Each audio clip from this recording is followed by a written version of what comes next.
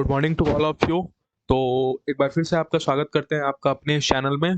तो यार अभी तक इस चैनल पे अगर पहली बार आए हो और अभी तक सब्सक्राइब नहीं किए हो यार, तो जल्द से जल्द इस चैनल को सब्सक्राइब कर दो यार, और मेरा वीडियो पसंद आ रहा हो तो वीडियो को लाइक ज़रूर करना। तो आज के इस सेशन में हम लोग बहुत ही अच्छे टॉपिक पे बात करने वाले हैं लोग। आज के इस टॉपिक वीडियो में हम लोग बात करने वाले हैं लोग WBJEE एग्ज़ाम के बारे में। जी हाँ, बिल्कुल सही सुना आपने। West Bengal joint entrance examination के बारे में आज हम पूरी तरह से बात करते हैं। देखिए, जेईई मेंस एग्जामिनेशन तो बहुत फेमस है, उसके बारे में तो सब कोई जानता है। लेकिन WBJEE एग्जामिनेशन ये भी बहुत ही फेमस है और बहुत ही अच्छा एग्जाम है। WBJEE आप इसे दे सकते हैं। फॉर्म 10 तारीख तक अवेलेबल है, आप इसको फिल कर सकते हैं। कैसे फिल करते हैं ये मेरे चैनल पे आप देख सकते हैं वीडियो, उस पे मैंने बताया हुआ है कि फॉर्म कैसे फिल अप करना है और एक-एक चीज़ अच्छे से आप प्रिपरेशन कर सकते हो। तो कैसे एग्ज़ाम होता है, क्या पैटर्न होता है, क्या किससे हम प्रिपरेशन कर सकते हैं, और जेईई मेन से थोड़ा-सा हट के होता है इसका प्रिपरेशन भी। देखिए, सिलेबस तो पूरा सेम होता है, लेकिन जेईई मेन से थोड़ा-सा इसका प्रिपरेशन, पैटर्न और जो वेटेज होता है टॉपिक का ना, वो थोड़ा अलग होता है। तो कैसे-कैसे होता है, सब हम इस वीडियो में बात करेंगे। तो सबसे पहले आइए देखते हैं हम WBJEE 2022 एग्जाम पैटर्न के बारे में। ठीक? तो हम कंपेयर करेंगे जेईई मेंस से। जेईई मेंस से कैसे ये अलग है थोड़ा-सा, इस पे भी बात करेंगे। तो सबसे पहले हम बता दें, WBJEE एग्जामिनेशन जो होता है वो होता है आपका वेस्ट बंगाल में।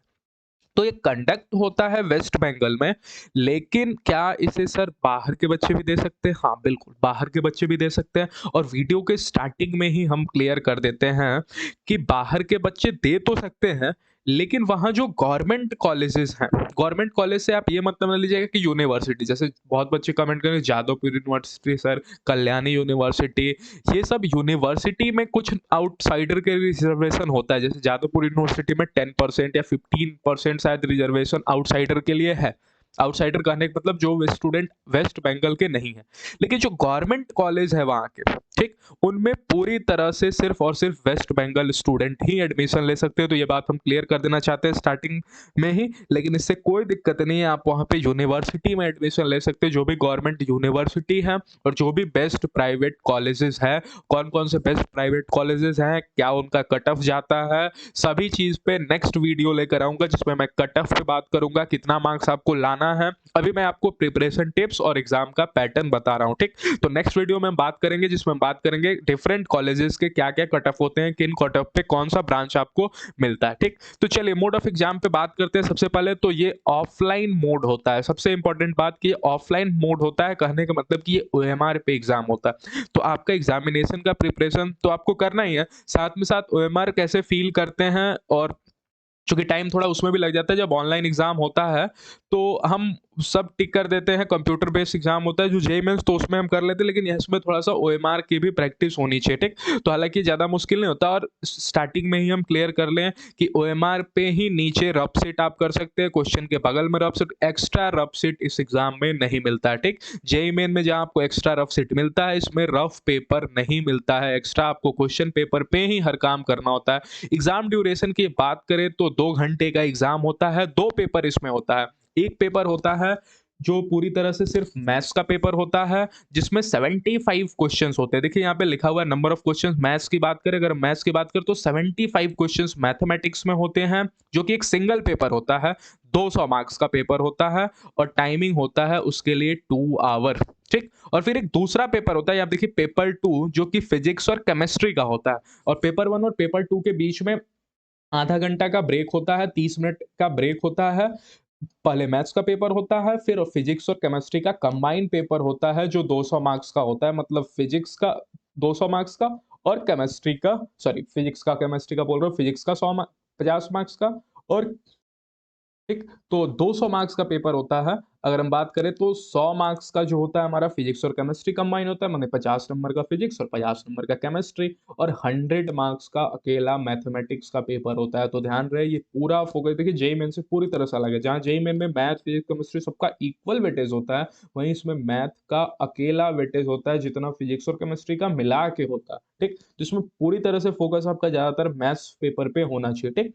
चलिए बात करें अगर हम फिजिक्स में, तो फिजिक्स में 40 क्वेश्चंस होते हैं, 50 मार्क्स का पेपर होता है। केमिस्ट्री में भी 40 क्वेश्चंस होते हैं, 50 मार्क्स का पेपर होता है। लेकिन मैथमेटिक्स में अकेला 75 क्वेश्चंस होते हैं और 100 मार्क्स का पेपर होता है। तो देखिए कितना डिफरेंट है ये, ठीक? तो अगर हम बात करें तो इसमें नंबर ऑफ क्वेश्चंस काफ़ी ज़्यादा हैं। तो अगर नंबर ऑफ क्वेश्चंस सर ज़्यादा है, तो अगर हम सब्जेक्टिव अप्रोच लेके इस एग्ज़ाम में बैठे, तो क्या हम सक्सेस कर पाएँगे? तो मेरा जवाब आता है कि आप उतना बेहतर नहीं कर पाएँगे। इसीलिए मैं जब प्रिपरेशन टिप्स बताऊँगा ना, तो उसमें सबसे पहला लाइन मेरा देखिएगा होगा कि मैक्सिमम कोशिश कीजिए कि जितना शॉर्ट ट्रिक इकट्ठा कर सकते हैं, चाहे आप जहाँ से भी शॉर्ट ट्रिक पढ़ें। आजकल बहुत ज़्यादा यूट्यूब पे भी शॉर्ट ट्रिक्स लोग अपलोड कर रहे हैं।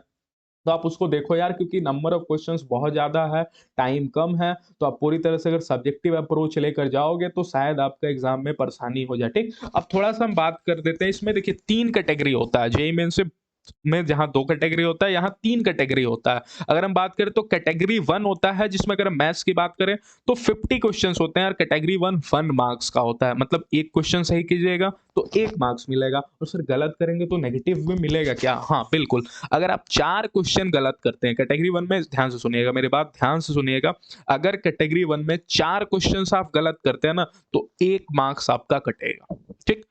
और सर कैटेगरी 2 के लिए क्या? कैटेगरी 2 एक क्वेश्चन 2 मार्क्स का होता है। यहाँ पे देखिए लिखा है इन कैटेगरी 2 15 क्वेश्चंस होते हैं और प्रत्येक क्वेश्चन 2-2 मार्क्स के होते हैं। और अगर आपने 2 क्वेश्चन गलत किया तो 1 मार्क्स कटेगा, मतलब 1 क्वेश्चन गलत पे आपका आधा मार्क्स कटेगा, हाफ मार्क्स डिडक्ट होगा। और अगर हम कैटेगरी 3 की बात करें तो देखिए यहाँ पे लिखा है कैटेगरी 3 में कोई नेगेटिव मार्किंग नहीं होता। और हम कैटेगरी 3 को लेके बहुत बच्चे डाउट में रहते हैं। कैटेगरी 1 और कैटेगरी 2 तो सबको समझ में आ जाता है। कैटेगरी 1 1 मार्क्स का, कैटेगरी 2 2 मार्क्स का, कैटेगरी 1 कैटेगरी 2 दोनों में नेगेटिव मार्किंग होता है, लेकिन कैटेगरी 3 भी 2 ही मार्क्स का होता है, लेकिन उसमें कोई नेगेटिव मार्किंग नहीं होता। अब बच्चे ये पूछते हैं सर कैटेगरी 3 मल्टीपल का होता है, मल्टीपल आंसर्स उसमें सही होते हैं, ठीक? एक से अधिक, मोर देन 1 होता है। तो अगर मान लीजिए कल को एग्जाम में हम 3 आंसर टिक करके आ गए, लेकिन उसमें से सर एक ही आंसर सही है, तो क्या हमको मार्क्स मिलेगा क्या? वो सही वाला आंसर का मार्क्स मिलेगा क्या? मैं बोलता हूँ बिल्कुल ही मार्क्स मिलेगा आपको। अगर आप गलत आंसर करके आ जाते हो तो पूरा रॉन्ग अटेम्प्ट लिया जाता है। लेकिन एक दूसरा एग्जांपल लेते हैं। अगर मान लीजिए 2 ऑप्शन सही है, 3 ऑप्शन सही है, लेकिन आप 2 सही का ऑप्शन सेलेक्ट कर दिए और 1 ऑप्शन आप छोड़ दिए, तो उस पे मार्क्स मिलेगा। ठीक? कहने का मतलब एक एग्जांपल समझाते हैं, ए, बी और सी। एक कोई आंसर है जिसका ए, बी सही, सी सही है, डी सही नहीं है। आपने आंसर कर दिया ए और बी, तो आपको मार्क्स मिलेगा। ए और बी का जो मार्क्स होगा वो मिलेगा। लेकिन अगर आपने आंसर कर दिया ए, बी और डी, तो वो रॉन्ग माना जाएगा। अगर आपने रॉन्ग वाला उठा लिया ना, कहने का मतलब क्या, अगर आपने रॉन्ग वाला ऑप्शन टिक कर दिया, तो आपका वो पूरी तरह से क्वेश्चन रॉन्ग माना जाएगा। ठीक? अगर आपने करेक्ट ऑप्शन उठाया, भले ही कम ही करेक्ट उठाया, 3 करेक्ट था लेकिन 2 ही उठाया, तो वो दोनों का मार्क्स मिलेगा। ठीक? तो उम्मीद करते हैं आप थर्ड कैटेगरी वाला आपको अच्छे से समझ में आया होगा। 1 और 2 तो अच्छे से समझ में आ ही जाता है। तो इसकी तैयारी करते रहो यार, बहुत ही अच्छा एग्ज़ाम होता है। 23 अप्रैल इसका डेट आया हुआ है। इसका एग्ज़ाम देकर आओ, देकर आओ, ठीक?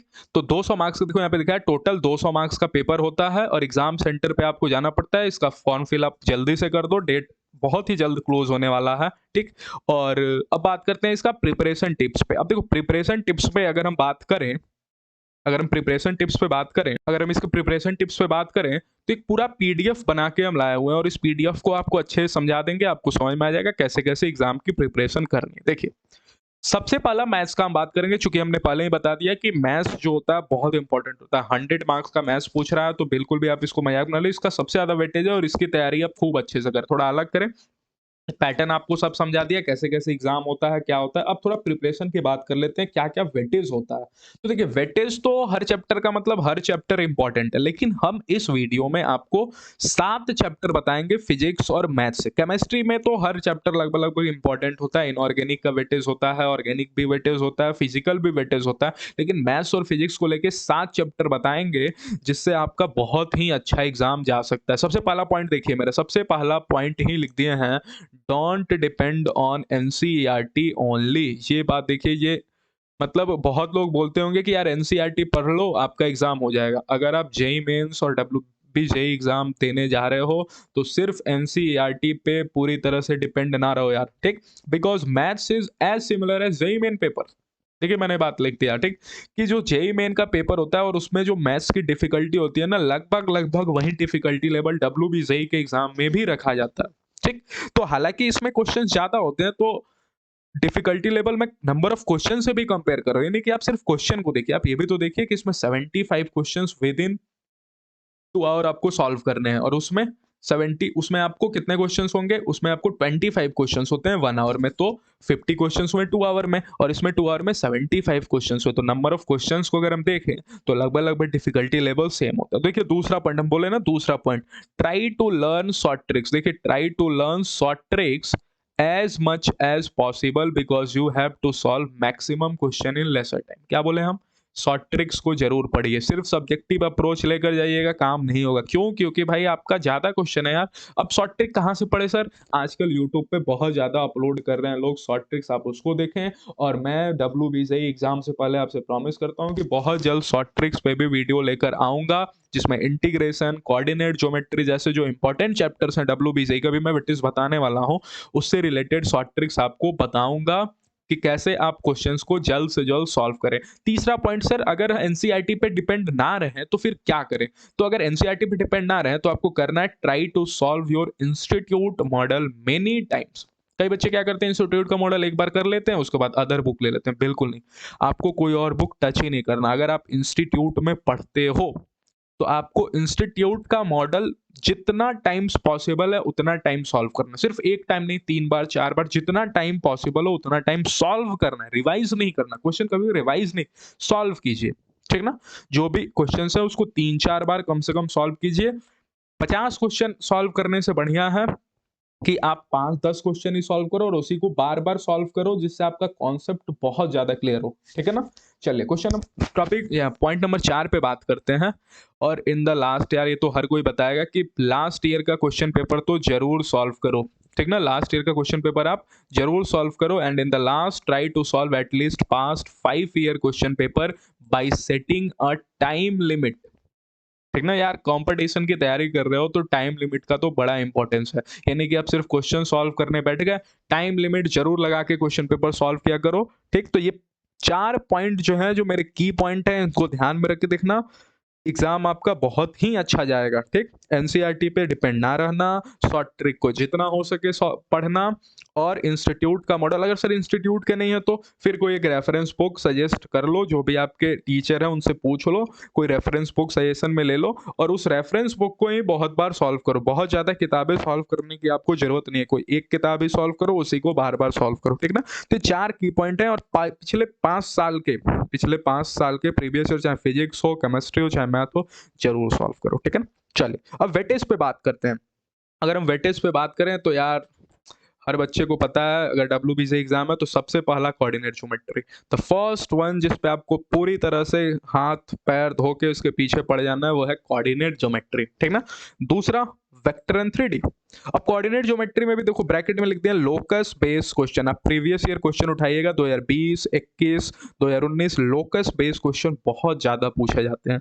ठीक ना? इस पे हम बहुत जल्दी वीडियो लेकर आएंगे आपके लिए। आपको कोई भी दिक्कत हो यार, किसी भी टॉपिक पे वीडियो चाहिए, आप कमेंट सेक्शन में मेंशन करो, हम उस पे ट्राई करेंगे वीडियो लाने का। ठीक है ना?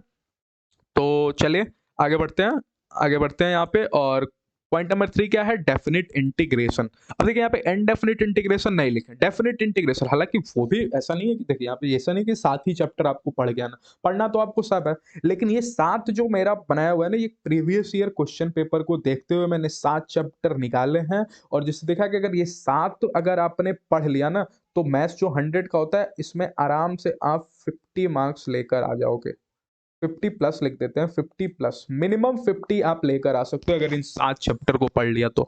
अगर आपको बहुत ज्यादा स्कोर करना है तो आप यार पूरा पढ़ो, उसमें कोई दिक्कत नहीं है, लेकिन ये 7 चैप्टर आप सबसे पहले करना। ठीक, चौथा क्या है? Matrix and determinant. पांचवा 11th का टॉपिक ट्रिग्नोमेट्री, देखो 11th का है, मैं 11th लिख देता हूँ। छठा डिफरेंशियल इक्वेशन 12th का, और 7वां LCD limit continuity differentiability 12th का चैप्टर। ठीक ना? तो आप देखिए ज्यादातर चैप्टर तो 12th के ही हो जा रहे हैं, मतलब आप अपने बोर्ड एग्जामिनेशन के साथ साथ इसकी तैयारी कर सकते हो। अगर आप 11th आपका थोड़ा वीक रह गया है तो बिल्कुल चिंता करने की बात नहीं है, WBCI एग्जामिनेशन आपके साथ है, वो सिर्फ ज्यादातर मैक्सिमम क्वेश्चन 12 से पूछता है। सिर्फ कोऑर्डिनेट ज्योमेट्री वाला पार्ट, इससे बहुत क्वेश्चन मिलेंगे यार, 15 क्वेश्चन तो मिनिमम मिलने ही वाले हैं कोऑर्डिनेट ज्योमेट्री से, आप ये लिख के रख लो। ठीक ना?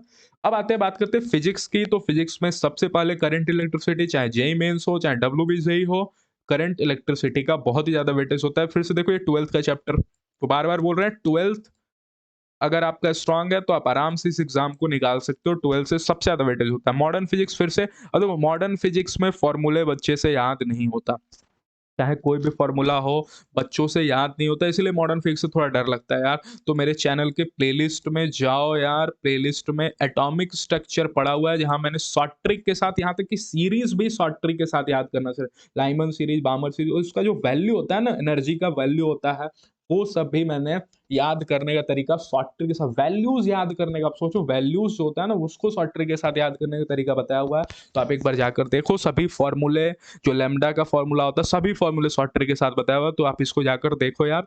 काइनेमेटिक्स हो गया, थर्मल फिजिक्स मतलब थर्मोडायनेमिक्स हो गया आपका, थर्मोडायनेमिक्स, ठीक, थर्मोडायनेमिक्स वाला पोर्शन, केटीजी, ठीक ना, काइनेटिक थ्योरी ऑफ गैसेज, ये सभी चैप्टर, हीट, ये सभी चैप्टर, ये सभी थर्मल फिजिक्स में आ गए, ठीक ना। और उसके बाद वर्क एनर्जी पावर से रोटेशनल मोशन, ये सब चैप्टर नहीं करेगा, कर सकते हो, लेकिन हमने बोला ये 6 चैप्टर इसमें, और सातवां भी है, देखिए सातवां भी लिखे ना, बोले ना 7 चैप्टर ऑप्टिक्स, ठीक ना, ज्योमेट्रिकल ऑप्टिक्स, वेव ऑप्टिक्स जो चैप्टर होता है। तो हालांकि मैक्सिमम चैप्टर कवर हो गए, लेकिन फिर भी ये 7 चैप्टर, एक पीडीएफ आपको मैं दे दूंगा, प्ले डिस्क्रिप्शन बॉक्स में पीडीएफ अपलोड कर दूंगा, ये आप पीडीएफ जरूर देख लेना, या फिर अगर नहीं भी दिया, दे दूंगा जरूर, लेकिन अगर नहीं भी मिला आपको तो ये 7 चैप्टर नोट कर लो यार, ये 7 चैप्टर अपने जहां भी पढ़ते हो टेबल के सामने चिपका लो, ये सातों चैप्टर बहुत ही इंपॉर्टेंट हैं।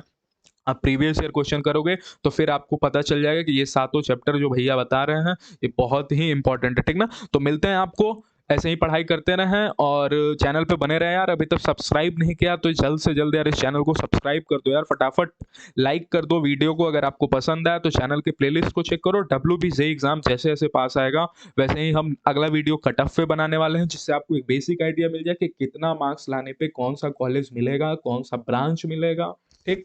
तो और वीडियो भी बहुत ज़्यादा हम शॉर्ट ट्रिक का लाने वाले हैं, तो चैनल पे बने रहो यार, इसको अपने दोस्तों के साथ शेयर जरूर करो और सब्सक्राइब करना बिल्कुल ना भूलना। तो धन्यवाद, मिलते हैं अगले वीडियो में।